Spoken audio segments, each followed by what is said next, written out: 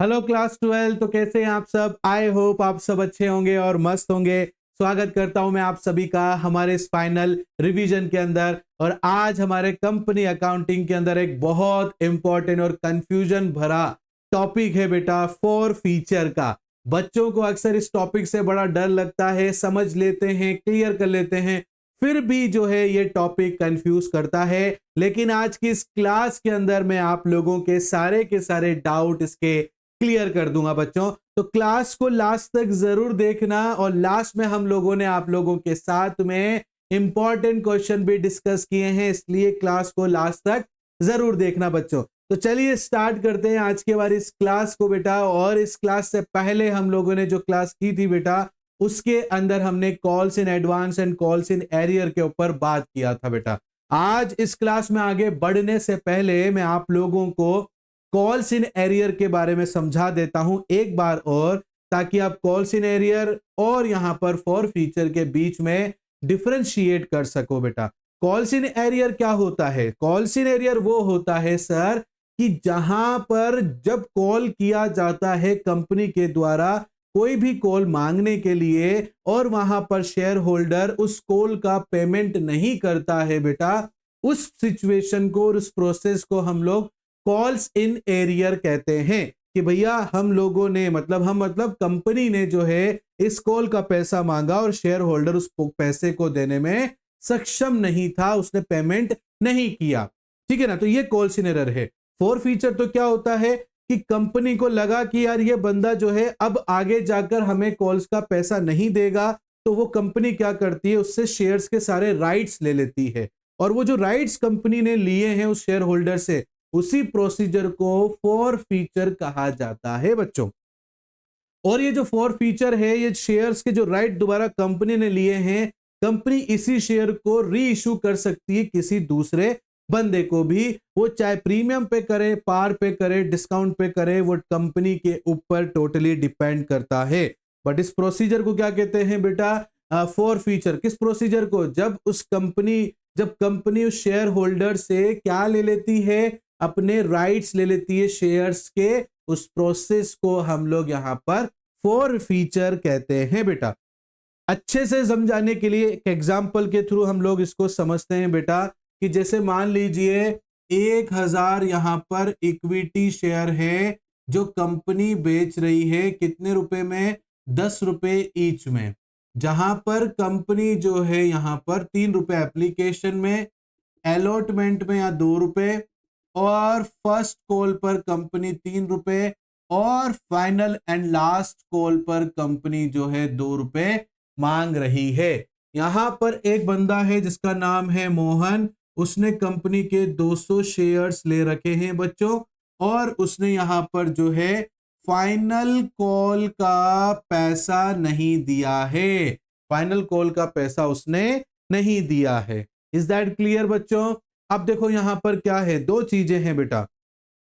पहली चीज कि कंपनी ने यहां पर सारा पैसा मांग लिया है, उसके बाद फॉर फीचर कर रही है। तो जब सारा पैसा मांग लिया जाता है, तो आपको हमेशा कंपनी जो है सारा कॉल मांगने के बाद में कंपनी की नजर में उस फॉर फीचर के शेयर की कीमत 10 रुपए रहेगी। मतलब जितने में इशू किया है वो पूरे अमाउंट की वैल्यू रहेगी। बट अगर जैसे अलॉटमेंट के बाद में या फर्स्ट कॉल के बाद में ही फॉर फीचर कर लिया है, तो जितने भी कॉल के बाद में फॉर फीचर किया गया है बेटा, उससे पहले जितने भी कॉल मांगे गए हैं वही उसकी टोटल वैल्यू रहेगी। जैसे सपोज करो एप्लीकेशन अलॉटमेंट के बाद ही इस 200 शेयर को फॉर फीचर कर लिया गया, तो इस 200 शेयर की कीमत 3 + 5 हो जाएगी बेटा। क्योंकि दो कॉल तो अभी तक कंपनी ने क्या है बेटा, मांगे ही नहीं है। ये दो दो कॉल तो कंपनी ने मांगे नहीं है। बट इस केस में क्या है बेटा, कंपनी ने फाइनल कॉल पूरा मांग लिया है,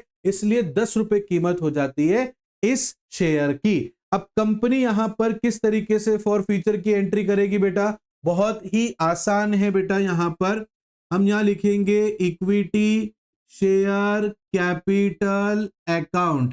ठीक है ना? कंपनी की नजर में शेयर की कीमत क्या है? 200 इंटू 10। 10 क्यों है? क्योंकि कंपनी पूरे पैसे मांग चुकी है। Is that clear?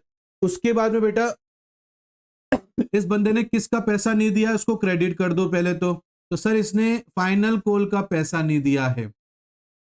Final call पे कितना पैसा नहीं दिया है, 2 रुपए मांगे थे सर, 2 रुपए इसने नहीं दिए, मतलब 400 रुपए इसने नहीं दिए। कितने दिए हैं उसी को फॉर फीचर कर लेंगे। तो equity share forfeiture account, तो इस कंपनी ने, इस शेयर होल्डर ने 10 रुपए में से 2 रुपए का पेमेंट नहीं करा है, बाकी 8 रुपए का करा है बेटा। तो 8 रुपए के जितना भी वैल्यू होती है उसको फॉर फीचर कंपनी यहां पर कर रही है, मतलब 1600। अब आप यहां नरेशन लिख लोगे बेटा, है ना, 200 इक्विटी, ठीक है, शेयर क्या हो गया है, फॉर फीचर हो गया है। इज दैट क्लियर बच्चे, बात समझ में आई आप लोगों को? तो ये इस तरीके से आपको यहां पर फॉर फीचर करना है। इफ इन केस अगर कंपनी कहती है कि कंपनी ने इस 200 शेयर को री इशू कर दिया है, तो री इशू कर देंगे तो उसकी 2 एंट्रीज होंगी बेटा। जैसे सपोज करो कंपनी ने 200 शेयर को री इशू कर दिया है, और कितने में करा है बेटा, 8 रुपए में करा है। कितने रुपए में, 8 रुपए, मतलब 2 रुपए कम में किया है। तो कैसे एंट्री करेंगे, देखो बेटा यहां पर हमारे पास पैसा है बेटा बैंक में, तो 200 इंटू 8 रुपए के हिसाब से पेमेंट आया, तो 1600 रुपीज आया बेटा, ठीक है। जबकि कंपनी के शेयर की कीमत कितनी है, equity share capital account 200 into 10 रुपए है सर, मतलब 2000 रुपए है सर। कितनी है, 2000 रुपए। Is that clear? कंपनी को कितने का नुकसान हो गया, 2 रुपए का नुकसान हो गया। तो यहां लिखेंगे equity share forfeiture account 200 into 2 रुपए, तो यहां पर कितना हो गया बेटा, 400 रुपए, ठीक है। देखो 1600 प्लस 400 2000 हो गए, दोनों तरफ क्या हो गया बेटा, सेम हो गया। तो यहां लिखेंगे री issue 200 shares at the rate of ₹8 each. Is that clear? बात समझ में आई बेटा आपको?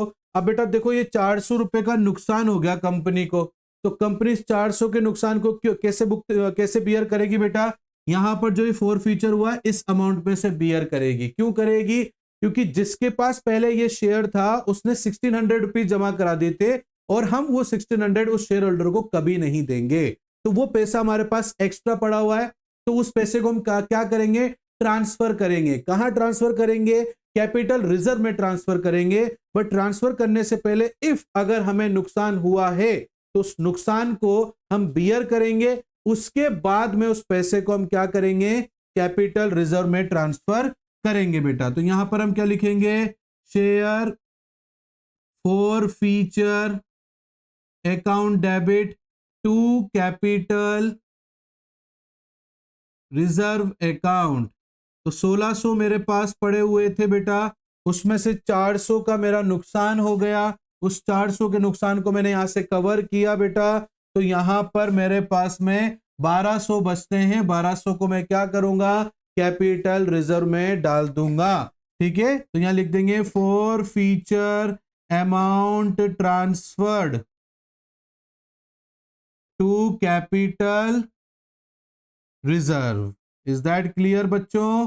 तो इस तरीके से आप लोग फॉर फीचर की एंट्री करेंगे। आ रही है बात समझ में बेटा आपको? तो देखा कितना आसान था इसको समझना, ठीक है ना। अब आपको समझ में आ गया होगा कि फॉर फीचर की एंट्रीज हम लोग किस प्रकार से करते हैं बच्चों। तो ये था आज का हमारा फॉर फीचर का टॉपिक। आई होप आपको अच्छा लगा होगा बेटा। किसी को भी इसके रिलेटेड इंपॉर्टेंट क्वेश्चन अगर चाहिए तो मुझे कमेंट करके बोल सकता है, मैं उसको इससे रिलेटेड इंपॉर्टेंट क्वेश्चन उसके साथ डिस्कस कर लूंगा बच्चों। मिलता हूं नेक्स्ट क्लास में, तब तक के लिए thank you and bye bye बच्चों।